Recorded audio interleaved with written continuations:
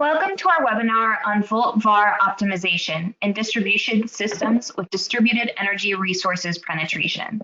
Thank you for joining us, and we're excited to share with you some ideas on modern and typical applications to support the voltage regulation and losses reduction in the networks. My name is Gabriela Andrade, and I am a marketing specialist here at GERS. I will be giving a brief introduction, followed by the more technical side of the presentation presented by Juan GERS and Leniker Palacios. Please submit any questions you have, and we will discuss them in the Q&A portion of the webinar. First, I will give a brief introduction of our company, GERS. GERS is an electrical engineering consultant group that was established in 1981. To date, we have completed over 6,500 engineering projects and over 3,700 electrical studies in over 45 countries. On this slide, you can see the countries where we have carried out projects from our offices. We currently have locations in Weston, Florida and Midland, Texas, and affiliated offices in Mexico, Colombia, and Chile. Additionally, we have attached a handout of our brochure for you to learn more about our company. For this presentation, we will be accompanied by our special guests, Dr. Juan Manuel GERS and Leniker Palacios. They will be presenting information, especially from an electrical engineering perspective, and they will provide technical concepts for proper applications in Volt-Var optimization. We will now begin with the technical side of the presentation. Welcome, Dr. GERS. You may now begin. Gabriela, thank you very much for this introduction. And thank you to our guests for attending it. It is a real pleasure to talk on these technical aspects of distribution automation. Yes, we will be mainly talking about voltage control, energy losses, and optimal topology. Basically, this presentation is divided in 5 topics. The first one is about the concept of Volt-Var optimization. That includes, of course, VVC, which is Volt-Var control. And then the strategies for implementing this voltage regulation and losses reduction. Then we will go more in detail on capacitors and regulators. The idea here is to emphasize in the close relationship that these devices including also the LTCs, I mean the low tap changers at substations. Then we will have the DER application. It is of course very important to consider the renewable generation, which is contributing a lot on voltage regulation in particular, and of course VAR injection into the distribution system. The final aspect of this presentation deals with optimal topology. Years ago, distribution networks tended to be more rigid. These days, with the installation of multiple breakers and reclosers, distribution networks have become quite flexible. And so we can experience different topologies, which of course benefit the system, but changes the operating considerations. And therefore, this has to be taken into account to make sure that distribution networks always operate the right way. Okay, so let me first go into some acronyms. I will not go in detail on this, but I just present this. You all will have, of course, this file, and it is quite interesting to have the meaning of these terms. In particular, in our case, we will, of course, refer a lot to capacitor control, distribution automation, FLISAR, which is full location isolation and system recovery, and of course, Volt-Var control, Volt-Var management, and Volt-Var optimization. The whole list, again, will be available for you when you download the corresponding file. The concept of Volt-Var control mainly, or first, deals with the voltage regulation. Our main goal, of course, is to guarantee that all users from the substation end to the feeder end have a voltage within 120 volts, which is the standard according to ANSI C84.1, and with a voltage regulation of 5%. That means 6 volts. That's why at the end of the day, we say that the voltage at the customers should be within the range of 114 to 126 at the most. However, of course, that the target is to try to keep it around 120. The nominal value that most utilities target, their voltage level is 122 to allow for some voltage drops that are inevitable in distribution systems. Now, why and where we use voltage regulating devices? In the following slides, I will mention which those regulating devices are. But for the time being, let's concentrate in the objectives of this. First, as I mentioned before, the idea is, or the need is to keep the voltage within the ranges established by ANSI IEEE. And we already mentioned that that target is 120 volts. Okay, but we install these devices not only for voltage regulation, we also need to reduce losses. And this is one of the most important advantages of these devices. You see, they help to reduce losses and then to make or to achieve a more efficient system. Just let me throw a number. Normally, distribution systems shouldn't have losses above, say, 10%. I would say worldwide. I mean, in more developed countries, figures could be even lower than 5%. In some countries, developing countries, rather poor countries, we have big difficulties because of technical losses and also because of non-technical losses, mainly fraud or stealing of energy. Anyhow, with these devices, we help to reduce the technical losses, of course, not the non-technical losses. And finally, last but not least, reactive support. Yes, of course, in fact, some of these devices, in particular capacitor banks, as we'll mention later, help the VAR reduction. I mean, by injecting VARs into the system, then we can reduce the need of VARs from the system. This, of course, helps also to improve the power factor. But in recent years, it has become quite clear that with these capacitor banks, we contribute greatly to improve the voltage stability of the systems. Years ago, voltage stability was mainly, let's say, something that was up to the capacitor banks at substations or injection of reactive power by setting properly the synchronous generators. However, it's been proven that if we get a good injection of VARs at the distribution level, the overall performance of the system regarding voltage stability will be greatly improved. So these three aspects, let's say, represent the main reasons to use these Volt-Var control devices. Which are those devices? Okay, normally for many years, those have been three types of devices for Volt-Var control. Number one, the capacitor banks installed along the lines and also at the substations, of course.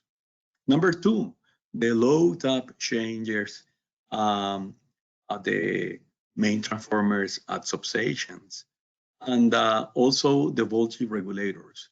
I would say that in general terms, we could say that in this country, we might have typically one voltage regulator, at least per line, would be of course more than one. But let's say at least one of those. In some other countries, that is not the situation. It is very interesting to see or to notice that in Europe in particular, the use of voltage regulator is far from the situation here in the US. There are many reasons. In one hand, those systems are very, very meshed.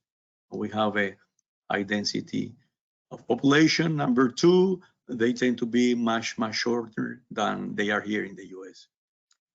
Now, we mentioned future devices, and actually we are mentioning the DRs and the static bar compensators. The DRs used to be called future devices. They are becoming day by day more and more common. So actually we could almost say that they are here.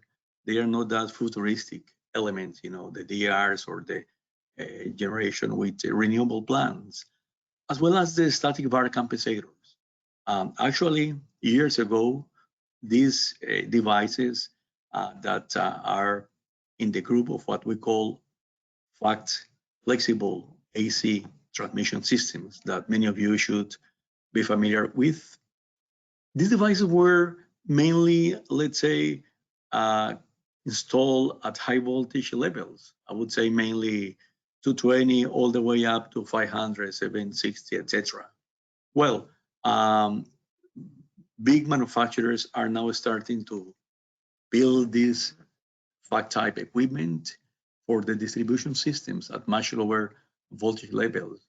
Actually, there is a nice, very important uh, factory here in the States, in California. I wouldn't like to mention the name, but you know, if someone is interested, and these guys are developing devices that again were more popular in the high voltage sides. I can say that there are many, not many, but several manufacturers like Siemens, ABB, just to mention some ones who are very good for this type of fact type of equipment, which again are being now deployed also in distribution systems. So how to achieve or what type of devices we can use to achieve this Volt-Var control, the five types that I am presenting in this slide. Just a quick mention, when we combine the control of voltage with the injection of VAR or the consumption of VAR, with the control of the actual losses, the control of the demand, and the reduction of energy, then the whole system becomes what is called integrated Volt-Var control, IVVC, which means a more comprehensive cover of the whole idea. The control of these devices and the devices themselves are presented here. And I would like just to mention that these days things are getting very interesting and more complicated. Well, first, let me point out that here, if you go to the top right, you will see here the devices we've already mentioned, the switch capacitor banks, the line voltage regulations. We have at the bottom here the substation with the, of course, control of the tap changer. You can see there the transformer. And to the left, you will see here the algorithm or module or control center to do the integrated voltage VAR control and the power flow, the optimal power flow, and the distribution system overall. So this just one, I mean, this slide one just to show how things are being integrated now. Years and years ago, the devices were operating mainly independently by using, I would say, primitive controls of voltage, VAR, power factor, even temperature. These days, each one is being linked using the communication systems, and then we can have a very well coordinated system, which is run either from a control center or with independent algorithms or in a distributed fashion. My purpose here also with this presentation is to get you aware that there are, means, software and hardware that allow us to exert a very, very nice control of the overall system. As good electrical engineers, we love looking at equations and fundamentals. So I will, in some slides, the slides that follow, present you some concepts. These days, normally we rely a lot on software packages, which is fine, of course. However, it shouldn't prevent us of remembering some fundamentals, and that is what I want to present here, where we have this current that has, let's say, the component, the resistive component, and the reactive component that has in turn two components, the capacitive and the inductive currents. The angle in between, of course, dictates or indicates the power factor of that particular load. Okay, this very simple slide here presents the current that goes along a feeder where the current at the substation end is I1 and at the load end is I2. And of course, as soon as the, let's say, the path goes away from the substation, the current will start to reduce because, lower number of users are being served. This very simple but very useful model is the one that is used. I will show you in this slide here. You can see that again, the currents are I1 and I2 at the substation and end of the line ends. The equation is just simply the one that is presented above, Ix, where X is the distance from the substation. Along the line is I1 minus the difference of I1 and I2 multiplied by X. X is the distance from the substation toward the end of the line. Very simple. If we divide the whole equation by I1, then we end up with this current Ix equals I1 brackets P minus 1 X plus 1. Guess what? If we don't have any current at the end, I1 will be equal I2, of course, and that is the case of loads that are concentrated at the end of the line. The beauty of this equation, I mean, the third one, is that allows us to do all the theoretical considerations. So let me first show you what we're going to do on this feeder, and then how we do the mathematical treatment, again, in a very simple but interesting way. We're going to install here, supposedly, a capacitor bank. We need to determine where to install the capacitor bank and also what size of the capacitor bank we need. And let's assume for the time being that we are going to install one. Of course, we could end up installing 2 or 3 or even more, or even nothing. I mean, if the conditions of the feeders are fine, perhaps we don't need capacitor banks.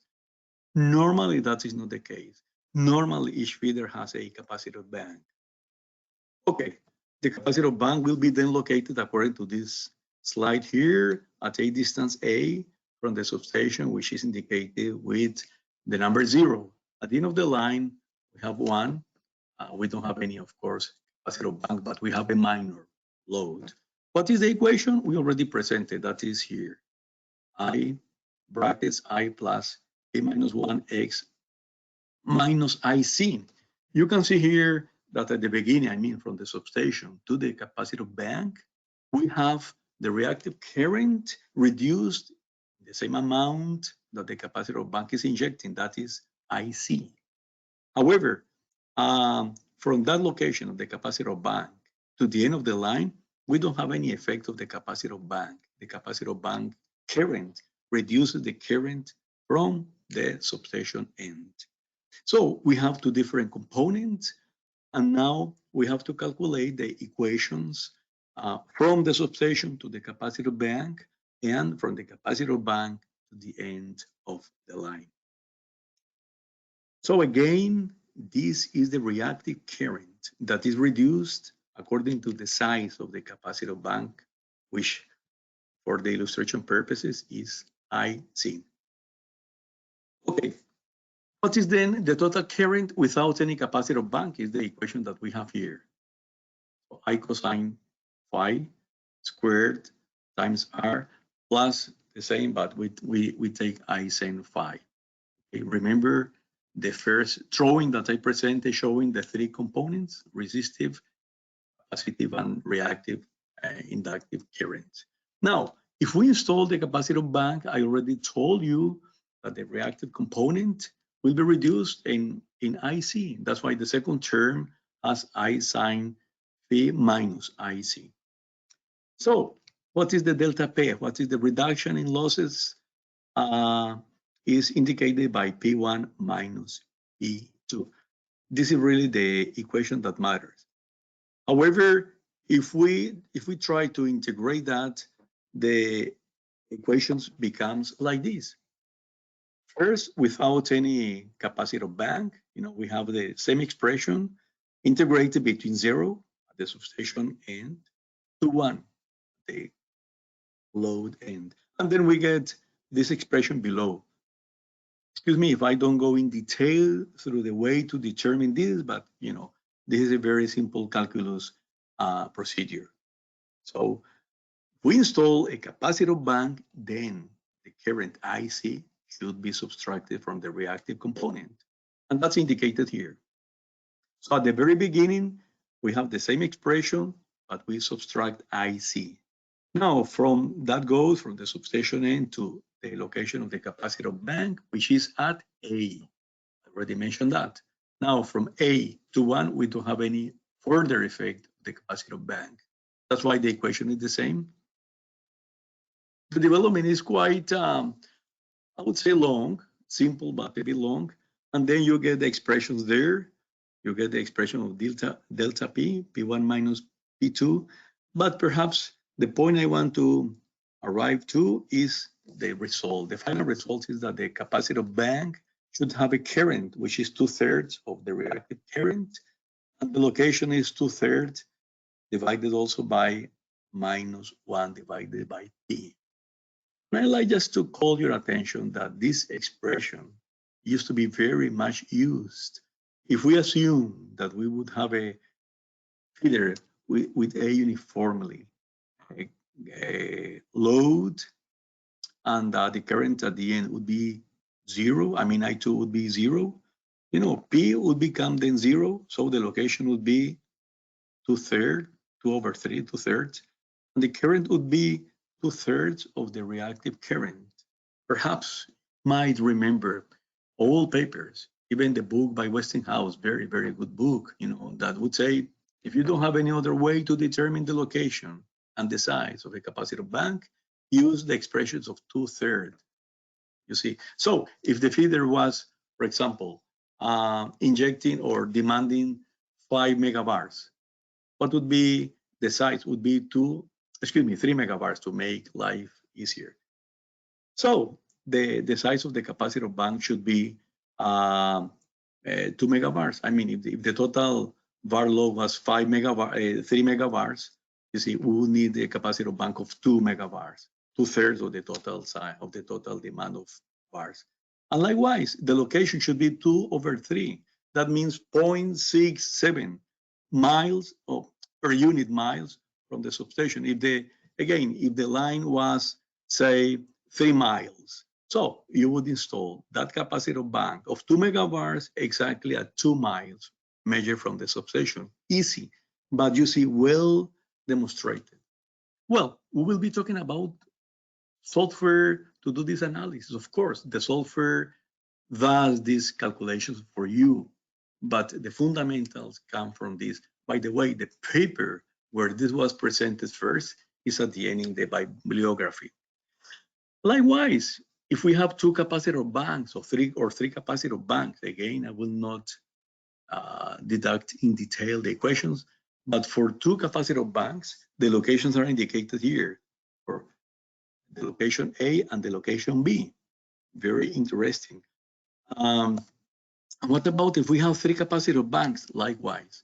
Now, we will not go in detail. We just say we just trust this on software packages, PSAT, power system analysis tools.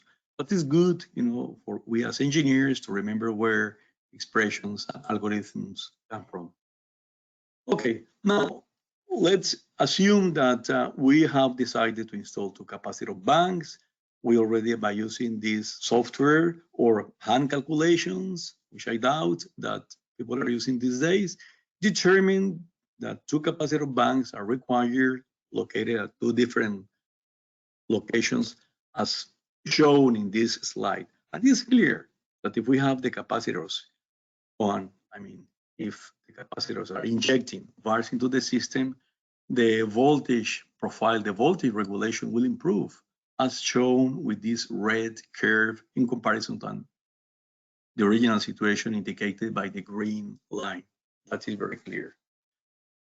Okay, I already mentioned that these days, very hardly people will do these calculations by hand. So I will show you here the results of a calculation. Lineker will show later, my colleague here, illustrations of how these packages are run. But for the time being, please just look at this case where we have 7 distribution transformers, and from the results given by the software, we identify the 3 buses, 3 low voltage buses indicated by those red squares have troubles with the voltage profile. They are below 0.95. I will not go in detail through the software. My colleague will do that. So let's assume that we run the case and we get that the initial losses for that simple feeder was 156 kilowatts or 0.156 megawatts. The total active power was 5.096 and the reactive power was 3.886. Clearly here we see that there are 3 buses. If we see the picture before or the load flow results, we'll see that there are 3 buses, B6-2, B9-2, B8-2, which have voltages below the accepted range of 0.95. And those values are indicated there, 0.94, 0.93, 0.9382. So we have to do something. We have to get a remedial action by using capacitor banks. We run the software. Again, my colleague will illustrate you that. And see here, this is the result. We managed to identify 2 capacitor banks indicated above the feeder. You can see there, one at the end, one at the bus bar B6, and the total losses now are 0.106. In comparison to the original value, let me go back to 1.56. That means almost 30% of reduction in losses. That reduction could mean a lot into the system. Now, let's see not only the losses reduction, but also the voltage improvement, which is indicated here. The original case is now indicated in blue color. Again, we have, let's say, 3 buses with voltages below the minimum range. Now, all of them are above 0.95, as shown by the green line. And again, the losses now are 30% lower, which is great. We perform here very simple calculation. You see, so at the right, we have the reduction goes from 156 to 106. That means exactly 50 kilowatts. Okay, 50 kilowatts. If we use a value of 5 cents of a dollar during 1 year, that will mean $21,900. $22,000 just by installing those capacitor banks. So in 1 year, actually, we would be able to cover the cost of the 2 capacitor banks for sure. And you can imagine those assets can be there 10, 15, 20 or more years. So normally the installation of capacitor banks is a sound decision from the economical point of view. And of course, if we add the technical aspects, I mean, reduction in VAR consumption to improve voltage stability and improvement of voltage regulation, you see, becomes very clear how worthwhile installation of capacitor banks is. That's a brief summary of capacitor banks. I'm sorry not to cover more, but I just wanted to mention the importance of and the convenience of having capacitor banks. Now, the other device that we mentioned was, of course, the voltage regulator. And you can see here in this line that shows 7 loads that once, let's say, we detect that the voltage at a particular feeder reaches the lowest value, for example, then we install a capacitor bank. That's why in this case the capacitor bank is installed between loads 2 and 5. And then the voltage jumps up again to 105 perhaps per unit, and then of course keeps decreasing. The idea is to keep the voltage within the margin that the standard indicates. Now, if we have two capacitor banks, we have, of course, to set properly, two regulators. We have to set properly the controls of those two regulators. But if the regulators and capacitor banks, as shown here, happen to be in feeders that are going to be reconfigured for any situation, we have to be very careful because the conditions from one scenario to the other will be very different. And for sure, in the case of the regulators, if we, for example, have to reconfigure the system and see the situation of the feeder, we can see that at the bottom regulator, the current is reverted. And if we don't take that into consideration carefully, now the controls of the regulator will have a very negative effect. So in this case, I'm showing here two regulators. The two feeders are separated by this recloser 79, which is open. So the system is working fine. And the feeder above will have 3 capacitor banks, and the feeder below will also have 3 capacitor banks. But suppose that we have the fault indicated there at the bottom. We know that we have to apply FLISR, all location isolation and system restoration. And of course, the two breakers associated to the fault are open. So we get the conditions for closing this recloser 79 shown in green. And when that happens, when that recloser is closed, okay, the fault is isolated as shown with the green squares at the bottom left, but the current will follow the path indicated there. And it is clear that the second voltage regulator, I mean, the one at the bottom, will see that the current reversed. And that's, of course, very important to be taken into account. Otherwise, that voltage regulator could worsen the voltage instead of improving that. Now, if we apply line drop compensation at any point, it is clear that the voltage profile along the feeder will be a lot better, but still we'll see that after the voltage regulator, the voltage, of course, will start dropping. And that could be the case even if we have distribution energy resources or renewables, like I show in this figure. I mean, we show not only the capacitor banks, but also the DRs. But in this case, the DRs are disconnected. So, of course, if they are disconnected, nothing happens. Same thing as before. But when the day starts and we have plenty of sunshine and the DRs, if they are photovoltaic, start generating, then, you know, what we saw like a voltage decrease would be reversed.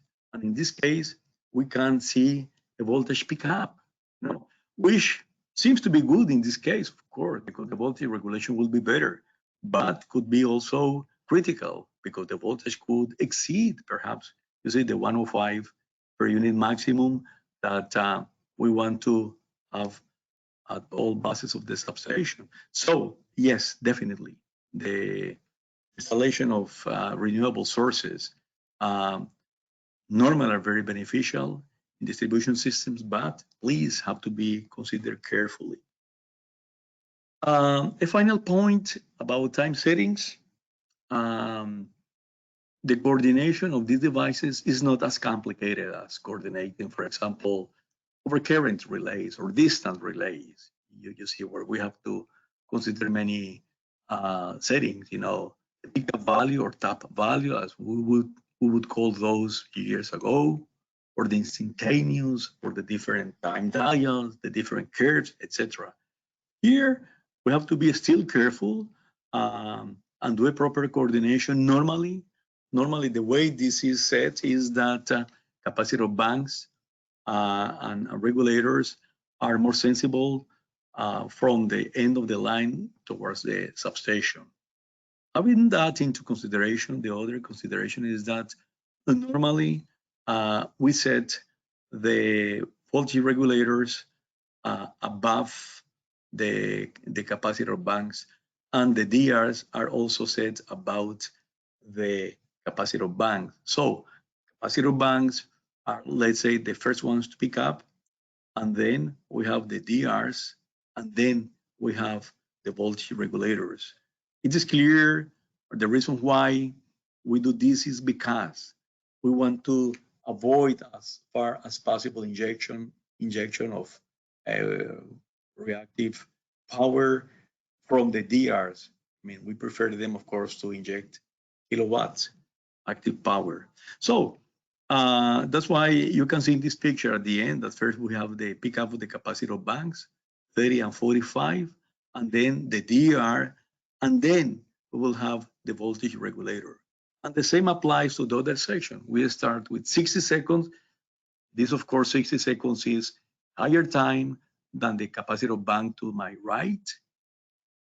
And then the other capacitor bank would be 70. But you can see here that the DR is above in time, above the second capacitor bank or the capacitor bank of that section. Now, voltage regulators. Voltage regulators normally are the ones that act late, I mean afterwards. So in this case, the substation picks up at 80 seconds, which is higher, of course, than the 75 seconds of the ER. And notice that the last to operate would be the regulator of the feeder. So it is normally preferred to operate first the voltage regulator at the substation. Okay, finally, a quick reference to modeling the voltage regulator. I wouldn't like to sound very simplistic. Voltage regulator and controls of capacitor bank, need to be properly set. This fraction or this portion of a distribution system is taken from the IEEE 13 node test feeder. Very simple here. We have portions of the line which are three-phase, or they're two-phase, or they're single-phase. But the main point here is that to set properly the voltage regulator, you have to have all the information. I will not go in detail here. This is not the purpose. The purpose is just, again, to make you aware of the enormous possibilities that the devices offer and the way that the whole system is modeled using power system analysis tools. Could be B-Silent, could be PSSE, could be NIPLAN from Switzerland, or could be Easy Power, whatever. Still, we have to model properly all the elements. A final run of this case is shown here. If you would look closely here, you will see here that there are some portions to the bottom left which are single phase. Phases 2 and 3. At the right, we have the three phases, and of course, the main feeder has also the three phases. I mean, not every single portion has the three phases. Modeling a distribution system is quite interesting. Could be even more sophisticated than modeling transmission systems.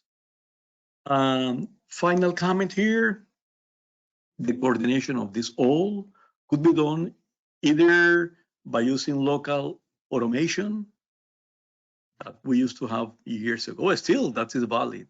But normally, we have the tendency of using an algorithm of Volt-Var regulation, coordination, as we call that.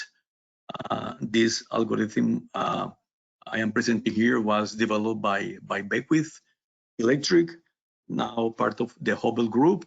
And actually, they just take information from all the Volt-Var devices that I mentioned before, capacitive banks, load tap changers, voltage regulators, and if we had fax equipment, and also, of course, DERs.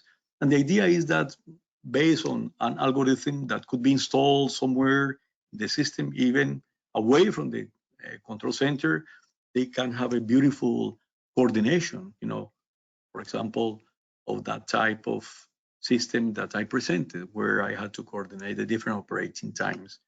So the tendency is to incorporate or to integrate these algorithms into the control center. The control center, however, could be overburdened. And in particular, if we have also, as the case is in some European countries, the control and monitoring of all the breakers to do feeder reconfiguration. So there have been many possibilities now to, in a way, have these algorithms working with the control center, but without having the direct control from them. That is to make, if you will, the control centers lighter, not that heavy with those information. With that, I just hope that you can have a general view of all the devices to do or to implement Volt-Var control. The engineering behind has become extremely interesting, and yes, it deserves a very close analysis. Now I turn the floor to my colleague, Leineker Palacios, who will illustrate you some cases to do the analysis using a proper software. Thank you, Leineker, and please go ahead with your presentation.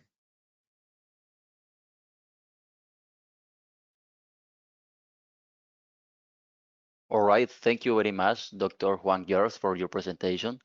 I hope that you can see my screen right now. Then I will continue presenting here some simulations according to the proper explanation that you have presented us. Thank you very much, because after this presentation, I will illustrate some typical applications for the power element that they are able to support the reactive power injection to the networks. Basically, we will be able to implement some Volt-Var optimization strategies as you have presented before. The first case that I'm going to present here is exactly the first one that you presented. However, I did some modifications in order to make some illustration about some applications in Volt-Var optimization schemes. One of them is the CVR, the conservative voltage reduction, means that we are able to modify the voltage profile in the network in order to reduce the current on the network. However, it is mainly applied when we have loads, mainly in the model or impedance. Why? Because in this case, we will be able to reduce the current once the voltage is reduced. What we are presenting here in that case is adding here a power transformer, and using this power transformer, we will be able to modify the voltage profile on the network using the on-load tap changer. However, we are presenting also here what will be the reducing of the losses when we are speaking about the installation of capacitor banks. In both cases, we are presenting here that the advantages on the losses reduction is the same. Well, however, we are getting here different resources. We can see that in the original state, we are getting the same losses reduction, the same losses, but we can see how the integration of some capacitor banks will allow to reduce the losses here. Let me show you that. Using a power system analysis tool, NIPLAN in this case, what we are presenting here is that case. What we have here is an initial power flow solution. Running the initial power flow solution, we are getting most of the voltage profile above of 90%. This is another modification that we did in order to illustrate something. As you can see, the minimum voltage that we set in this model was 90%, and the maximum voltage is 110%. In this case, we are able to modify the voltage profile in the network in order to get the losses reduction once we modify that profile. For this initial state, for example, we are getting here an initial losses that they are presenting here. Let me present here the summary, and we have here around 126 kilowatts for losses.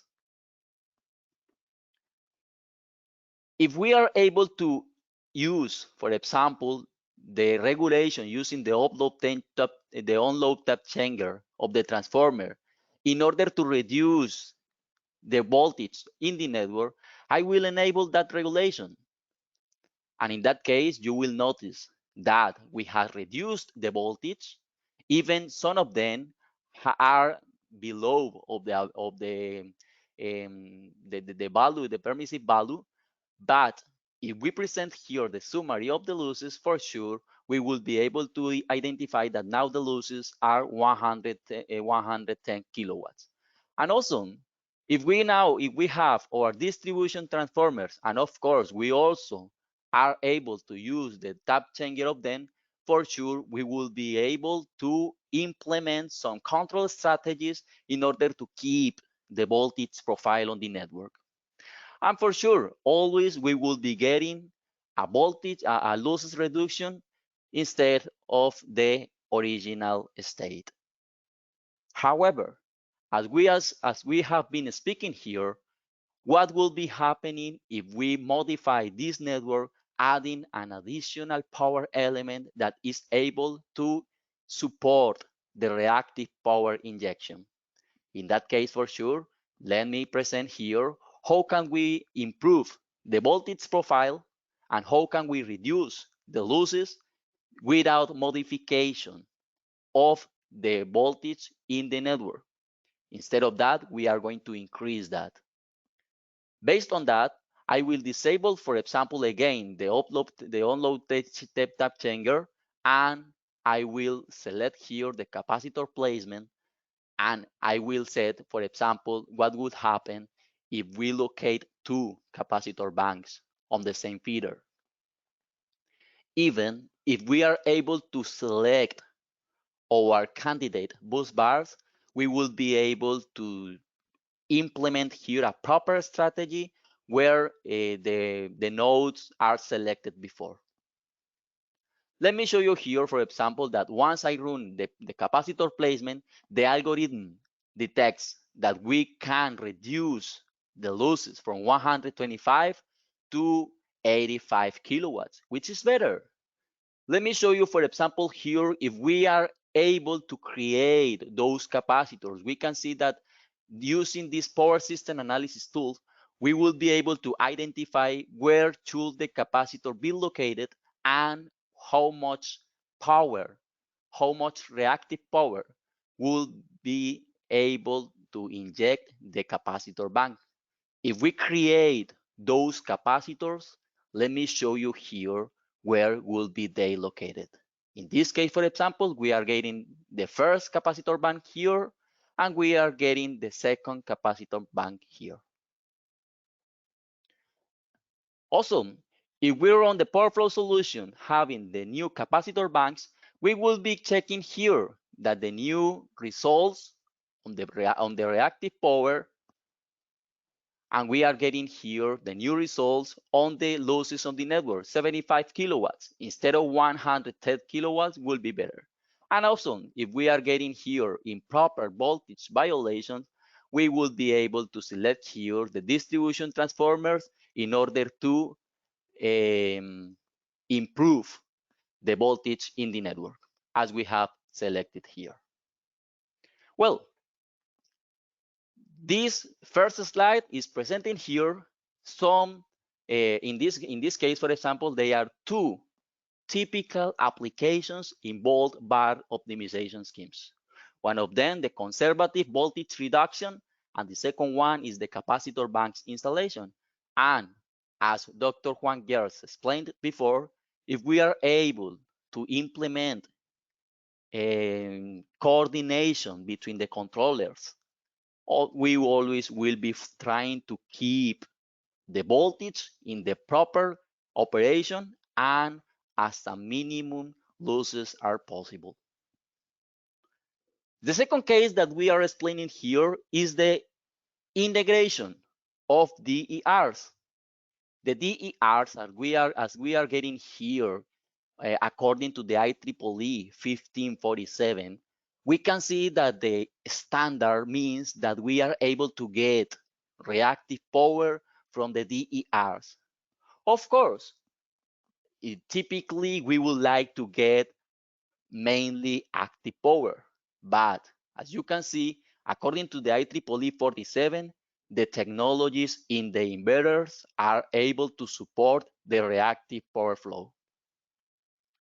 Based on that, what we have here is another simulation, for example, of a distribution network. And in this distribution network, we have a load and we have two DERs. We have two loads, two DERs. Let's work, for example, with this DER. An initial situation of power flow solution means that we are getting a voltage below of the 90%. If we are trying to use the reactive power injection using the DERs, for example, what would happen if we connect here? And if we are going to work with the operation modes of the DERs, for example, let's start with an initial situation. On the initial situation, we would like to get mainly active power in the network and try to get mainly that kind of power. If I run the simulation of the power flow, we can see that the voltage is improved. And we are getting here an injection of the active power and a minimum injection of the reactive power. However, we can see how the power factor is more or less above of 0.9. In this case, we are getting around 0.7. How could we improve that? Would we able to use another operation mode of the inverter? Let me check what would happen, for example, if we select one of the methods according to the IEEE 47. For example, this method means that we have a modification of the power factor according to the voltage on the node. And if we plot that operation, we can see how around this 100% that we are trying to keep, the DER will be able to inject or absorb reactive power. Using that mode, for example, let me work here the power flow solution, and we have voltage regulation above 90%, and the power factor has improved a little. Well, finally, I don't like to stop here, but for example, what would happen if we use our DER as, for example, an STATCOM or static bar compensator works, however, having into account that we are able to inject also active power. In that case, for example, we have another mode that means that we have the reactive power as a function of the voltage. And this curve, for example, is clear. We can inject active power, reactive power, maybe capacitive or maybe inductive power. And in that case, the DER will compensate the injection of the reactive power in the network. However, as we know, the DER purpose in typically they are mainly to get active power. But for example, let me show you here. If we use that mode, we can see how the power factor is very good. And for sure, we are increasing the voltage in that case, since we are trying to use the DER mainly for reactive power injection.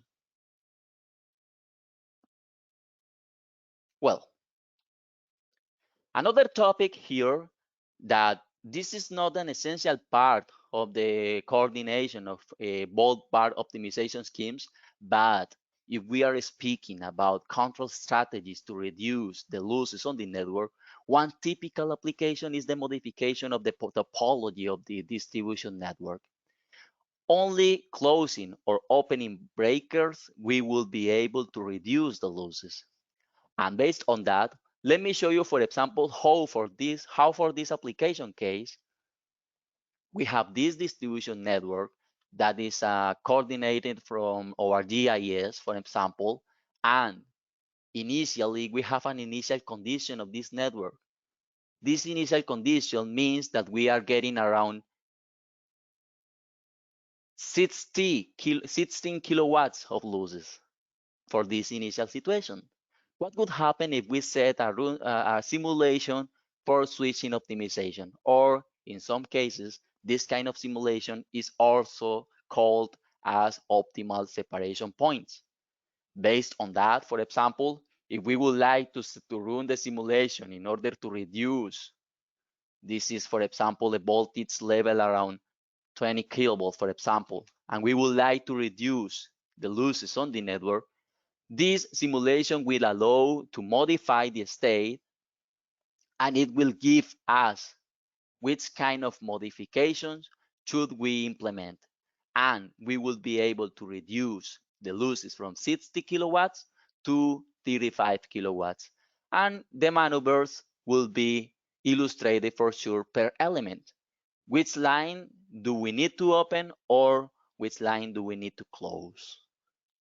However, this is an implementation that we have just for reduction of the losses using the optimal separation points. Let me show you here, for example, in an easier way. This is the single line diagram node in a GIS view. And could we improve again this behavior of the network? What would happen if using the switching optimization, we would like to integrate here capacitor banks? For this network, for example, using for that feeder, we have this feeder in green. And for this feeder in green, we are going to locate just one capacitor bank, and we select all the candidate bus bars. If we run the simulation, the algorithm will provide us a result about where the capacitor should be located. And it means, for example, that in this location, if we use a capacitor band about 5 megabars, we will be reducing the losses from 60 kilowatts, that it was the original case, to 55, which is really, really lower. I mean, it has no sense to reduce, in this case, just 5 kilowatts. But what would happen if we use the reconfiguration?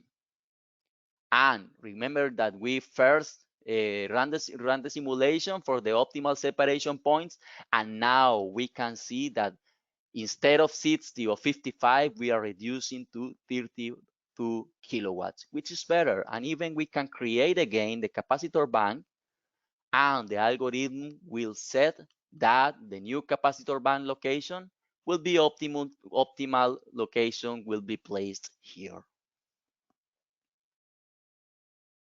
Well, these are some a summary about those results. Where basically the optimal topology is able to reduce the losses by itself. And after that, if we add a new capacitor banks, for sure, the improvement on the network will be better.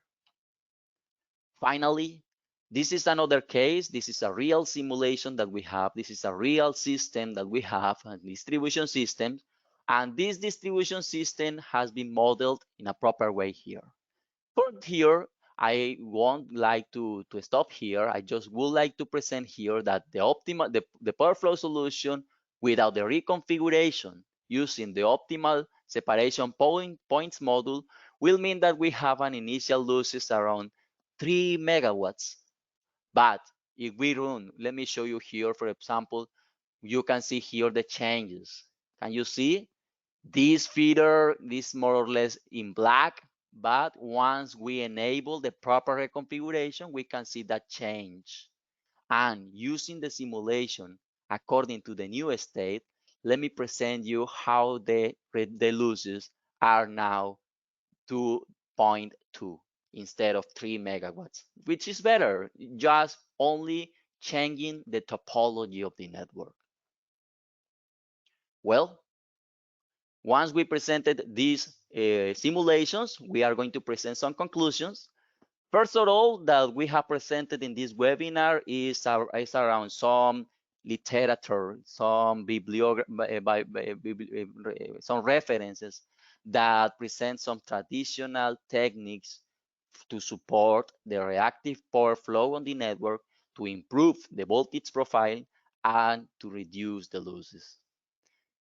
It has been presented also how the DERs are being introduced in different Volt-Var optimization schemes, and for sure, as we have been mentioning, it is better to try to use the active power from the DERs, but as we have presented here, the IEEE 1547 has allowed to use the DERs also to support the reactive power.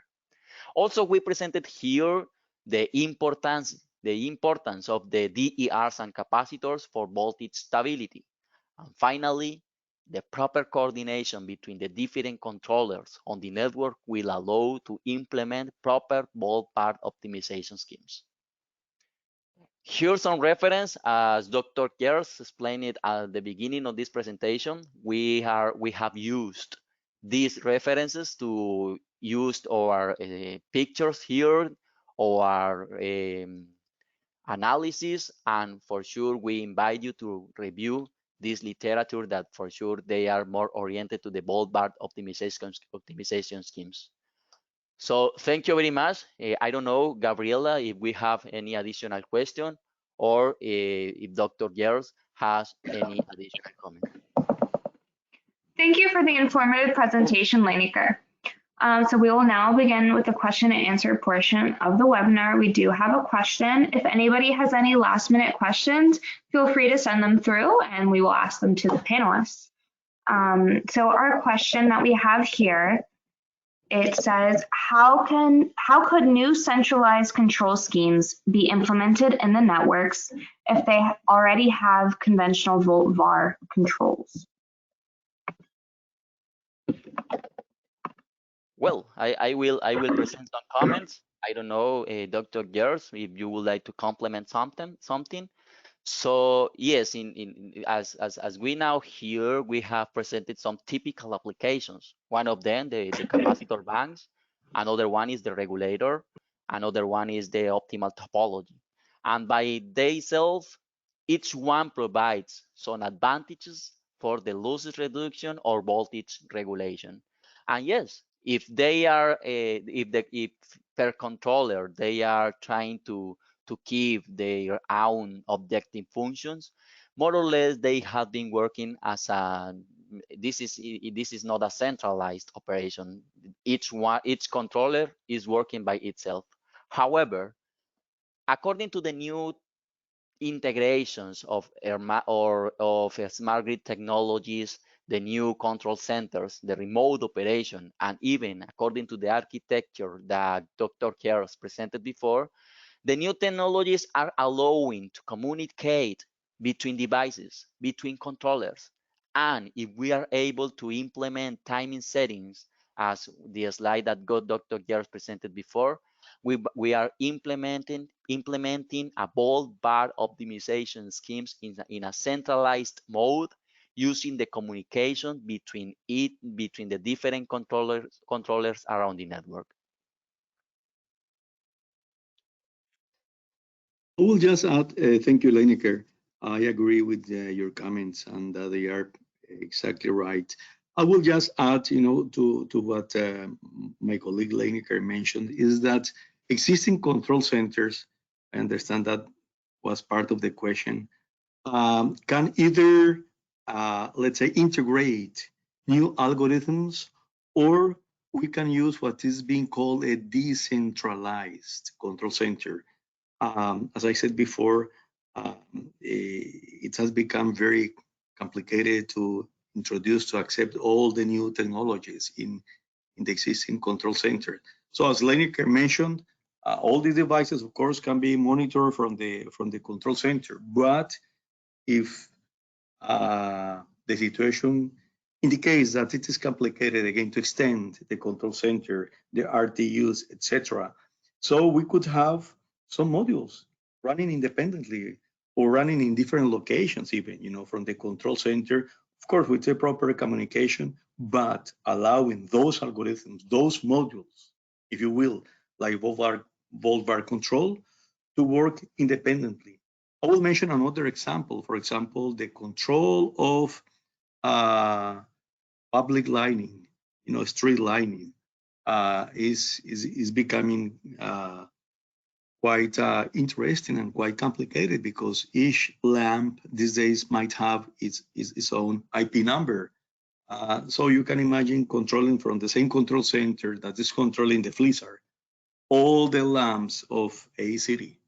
So this is another example where a particular algorithms can be set in different locations to control specific part of the system, in this case, street lighting, like a BBC that we've been mentioning. So yes, for the person who asked the question, in summary, we can integrate these algorithms into control centers if that possibility exists, or run them in a decentralized way. Thank you. Okay, thank you, Lenica and Juan Manuel, for that answer. And thank you all for the presentation.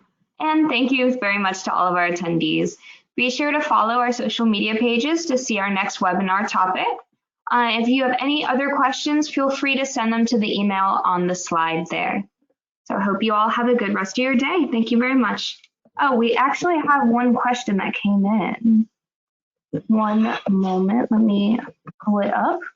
It says, so sorry if you'll hold on, Juan and Leineker, we do have one last question. Would the relays be, it said, would the relays will be smart to adjust their settings for variable capacitor banks or DERs in the power system? Gabriela, if you don't mind, please, could you repeat the question? Sure.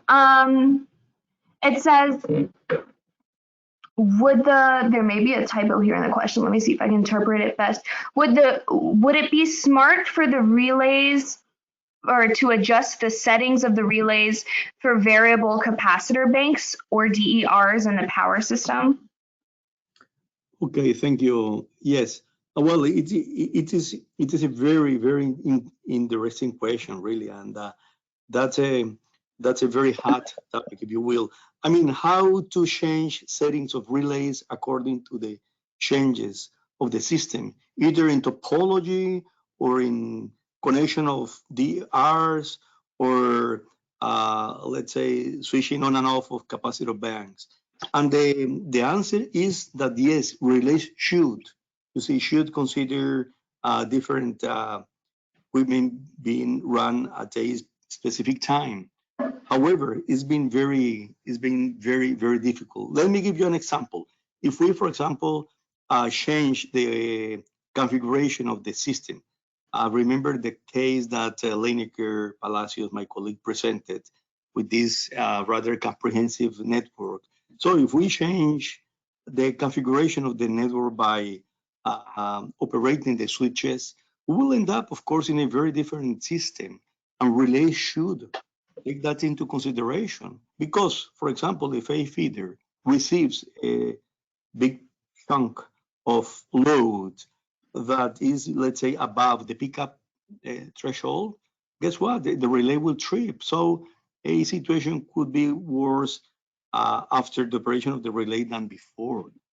And the same applies to DERs and even to capacitor banks. So I venture to say that yes, relays should somehow to accommodate prevailing conditions of the distribution system.